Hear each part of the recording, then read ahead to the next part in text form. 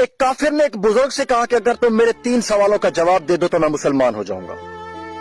میرا پہلا سوال یہ ہے کہ جب ہر کام اللہ کی مرضی سے ہوتا ہے تو تم لوگ انسان کو ذمہ دار کیوں ٹھہراتے ہو؟ میرا دوسرا سوال یہ ہے کہ جب شیطان آگ کا بنا ہوا ہے تو اس پر آگ کیسے اثر کرے گی؟ اور میرا تیسرا سوال یہ ہے کہ جب تمہیں اللہ تعالیٰ نظر نہیں آتا تو تم اسے کیوں مانتے ہو؟ بزرگ نے اس کے جواب میں پاس پڑا مٹی کا ڈھیلا اٹھا کر اسے مارا۔ اس کو بہت غصہ آیا اور اس نے قاضی کی عدالت میں بزرگ کے خلاف مقدمہ دائر کر دیا۔ قاضی نے بزرگ کو بلایا اور اس سے پوچھا کہ تم نے کافر کے سوالوں کے جواب میں اسے مٹی کا ڈھیلا کیوں مارا؟ تو بزرگ نے کہا کہ یہ اس کے 3 سوالوں کا جواب ہے۔ قاضی نے کہا کہ وہ کیسے؟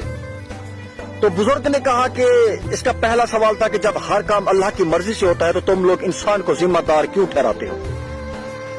تو اس کے پہلے سوال کا جواب یہ ہے کہ میں نے یہ ڈھیلا اللہ کی مرضی سے مارا تو یہ اس کا ذمہ دار مجھے کیوں ٹھہراتا ہے؟ اس کا دوسرا سوال یہ تھا کہ جب شیطان آگ کا بنا ہوا ہے تو پھر اس پر آگ کیسے اثر کرے گی؟ تو اس کے دوسرے سوال کا جواب یہ ہے کہ انسان تو مٹی کا بنا ہے، پھر وہ اس مٹی پر مٹی کے ڈھیلے نے کیسے اثر کیا؟ اس کا تیسرا سوال یہ تھا کہ جب تمہیں اللہ تعالیٰ نظر نہیں آتا تم اسے کیوں مانتے ہو؟ تو اس کے تیسرے اور آخری سوال کا جواب یہ ہے کہ اسے درد نظر نہیں آتا تو اسے محسوس کیوں ہوتا ہے؟ اپنے سوالوں کے جواب سن کر کافر مسلمان ہو گئے۔